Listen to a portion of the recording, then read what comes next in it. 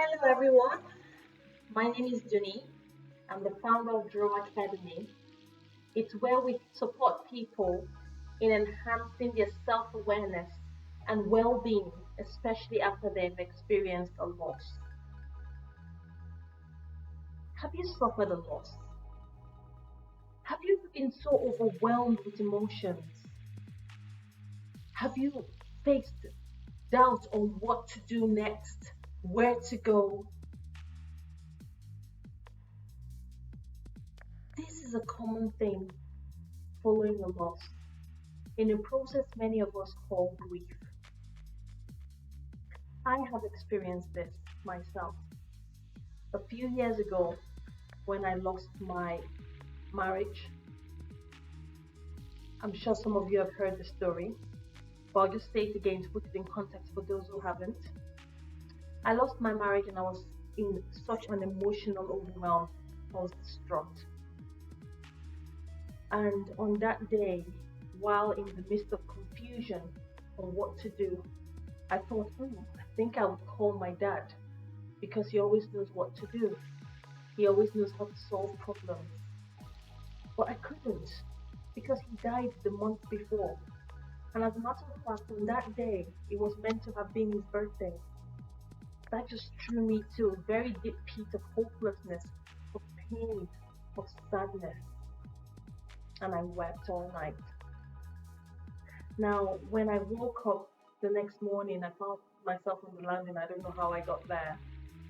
And I thought it was a bad dream, but soon realized that it was for real. It happened.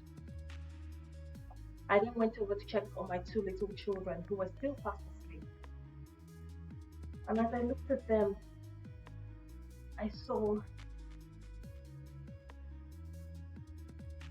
my heart feeling heavy. My heart was pounding.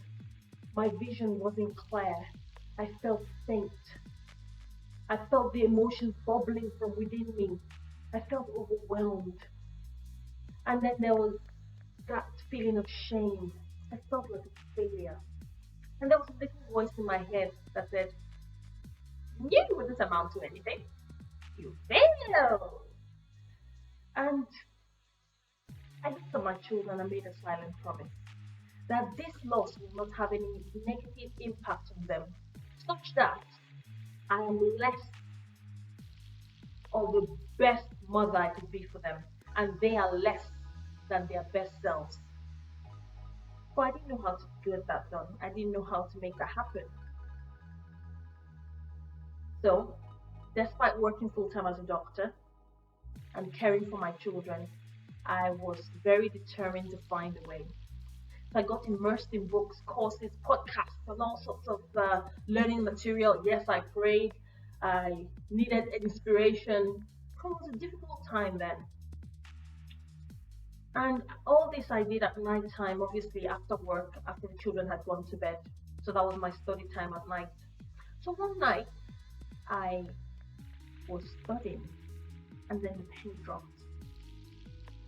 And there it was, the answer to my questions. It came as questions. And afterwards, more answers started coming. And this first set of answers really helped me to gain clarity into what my next steps would be. And that is what I want to share with you. Now, following the use of all these practices, I was able to come out of that pit of emotional overwhelm, of debilitating thoughts, and actually get myself back into a state of wellness and well-being. I became more healthy, more emotionally balanced, and I was able to start and complete my specialty training to be a family doctor, which I am now. And I have a wonderful job as a teacher, and I'm loving it. And I have enough time to spend with my family, and I'm enjoying contact and time spent, flexible time with my loved ones. So that's my story. But this video is to look into those questions. So there are 7 questions. I call them the 7 keys to unlocking clarity about next steps, otherwise called the bunny journal. Now I'm going to start with a story because I love analogy. Um, Imagine you had a friend, very close friend, who lived next door to you, and he was traveling. He had a bunny rabbit, and he told you, "Well, I'm traveling for a week, and I need you to take care of this bunny until I get back. As soon as I get back, I'll let you know and come pick up the bunny." And you agreed because many times you've been to his place, you've fed the bunny and you've taken care of it, and you actually like the bunny. So a few days passed, 1 week passed, months passed, years passed, and you were beginning to wonder. So you're growing very fond of this bunny, you're loving this bunny, and then suddenly he comes and says, "Well, huh, a phone call. I'm just sorry I've not been in touch with you for very long. But I'm on my way back. There's lots has happened, and I will let you know when I get back what's been going on. But I really need to come very urgently, and I'm going to pick up the bunny. Are you still there?" And you say, "Oh yeah, sure." And within 5 minutes, he comes around. You don't even get time to say, "Hi, bunny. Guess who's coming round to pick you up?" And then he comes and picks the bunny up and says, "Oh, thank you very much, my friend." And the bunny just hops to him and he goes, I'll call you," and just goes off. How would you feel? You feel distraught, like, "Oh my goodness, that's something I cared for, you know?" And that's sometimes is the way we feel when we have something or someone in our lives. We all know that this world, there's nothing in this world that's permanent. People are not going to live forever. Pets are not going to live forever. We're not going to have jobs forever. We're going to be changing jobs and changing things and be in different relationships. But even though we know that, when they go, like this bunny, we feel the pain. So that's why this is called the bunny journal. So just going through the questions.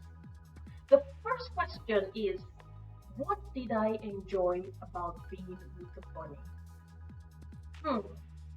Now, imagine your bunny is either a job that you lost or a person that passed away. So you think about no matter how bad any relationship or any situation was or any job was, there are always a few things that you enjoy. So even for the terrible job, you'll be like, but at least I got some money to pay the bills. Or, oh, at least I got to work with lovely colleagues. Or, this person was just so lovely, I really enjoyed my time with this person. Now, you need to also, after that, the second question is, why did I enjoy it?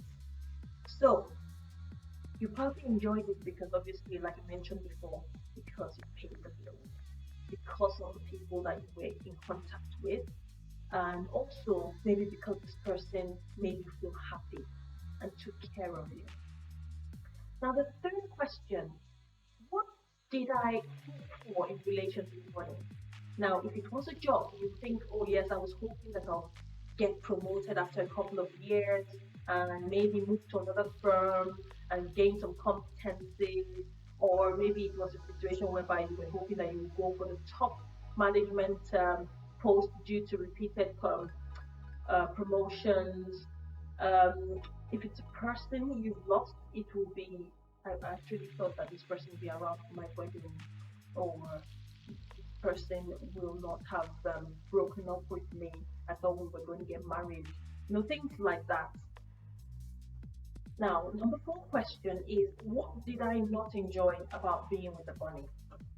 Now, no matter how super or good any relationship is, there is always one thing or the other. It's either the person had a bad temper when they did not sleep well, or the person was probably having some more bad qualities than good qualities, or even the job. You might just say, "Oh, I mean, I enjoy the job, but I had to commute about 1.5 to 2 hours, morning and night. I didn't get home until late." And the next question is, why did I not enjoy it? So about the previous example, if the person obviously was a person that had a bad temper, you say, I didn't enjoy it because the person brought me down. I lost my self-confidence. If it was a job that you were commuting hours to, you say, I felt drained and exhausted afterwards.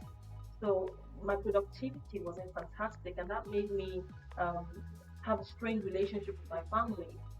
So those are kind of responses that you can give depending on your situation. Now, the next question, six, is how do I want to relate with the bunny or the situation now?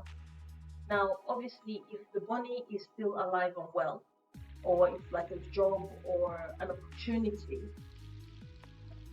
it's the bunny you're relating to. Well, a situation, obviously, if you're thinking about the loss of someone who's died, you're not going to be saying how do you want to relate to a dead person, but it's more of the situation around the death and the whole concept of grief. So if it was a job you lost, you could say something like, "Oh well, I guess I had just had that. I mean, there's no way I would just sit down. I mean, who's going to pay the bills?